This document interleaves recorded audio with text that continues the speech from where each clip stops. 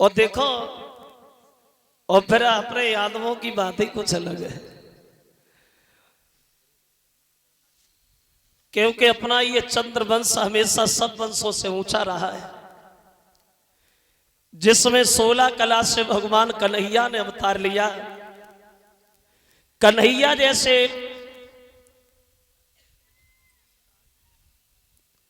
भगवान हमारे यहाँ आए हम लोगों में, और कन्हैया के बाद हमारे यहाँ हमारे सम्मानीय मंत्री जी नेताजी मुलायम सिंह जी भी पैदा हुए, जो नेताजी ने हम लोगों की पहचान बनाई और हम यादवों को बहुत आगे पहुंचाया। और इन लोगों की देन है भैया, जो हम लोग आज यहां तक हैं और हर जगह यादव ही यादव नजर आ रहे हैं, क्योंकि हम लोगों की ये आन है, ये बान है, ये शान है, इसलिए तो हम लोगों के लोगों पे गुमान है। तो बड़े सौभाग्य की बात है कि हमारे सम्मानी जो राम गोपाल जी आए हुए हैं हम लोगों के बीच में, अपना अमूल्य समय निकाल करके इन लोगों ने हमारे यहाँ आके दर्शन दिए हैं, इसके लिए सदा सदा आभारी रहेंगे। तो कन्हैया का पहला विवाह देखे कि पहली शादी कैसे भई। सुखदेव ने समझाया, सुनिए महाराज परीक्षित, कुंदनपुर में एक राजा हुए हैं जिनका नाम पड़ा है भीष्मक, और इन भीष्मक के घर में 5 लड़का पैदा हुए, और इन 5 लड़कों के बाद महाराज भीष्मक के घर में एक कन्या ने जन्म लिया, एक लड़की पैदा भई। तो भीष्मक बड़े मगन हुए और मन में विचार किया, परमात्मा बच्चे तो थे ही, लेकिन बच्ची की कमी थी वो भी पूरी हो गई। तो एक दिन अकस्मात देवर्षि नारद महाराज भीष्मक के घर पे पहुंच गए, तो भीष्मक ने नारद का बहुत सम्मान किया। आइए प्रभु, बड़े शुभ घड़ियों में पदार्पण हुआ है आपका, बड़े सौभाग्य है हमारे जो आप आए हमारे आंगन में।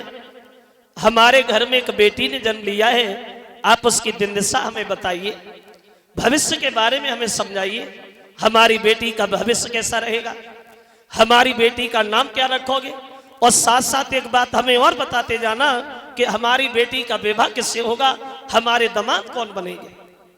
तो नारद जी ने समझाया, बोला लड़की को अभी बता रहा हूं। अब नारद जो है वो लड़की को अपने करीब बैठाल करके अपने हाथ में उसका हाथ लेकर के हंसने लगे, महाराज तुम्हारी तो किस्मती बनी गई। बोले क्यों? बोले सुनो, तुम्हारी बेटी का तो हमने नाम रख दिया है रुक्मिणी, तुम्हारी बेटी का नाम है रुक्मिणी, बड़ा चतुर चालाक होशियार निकलेगी तुम्हारी कन्या, अपने से बड़े का सम्मान करने वाली, आदर सत्कार करने वाली। और रही बात तुम्हारी बेटी की शादी, तो तुम्हारी बेटी का विवाह होगा द्वारिकाधीश भगवान कन्हैया के साथ। तुम्हारे घर में कन्हैया तुम्हारे दामाद बन के आई।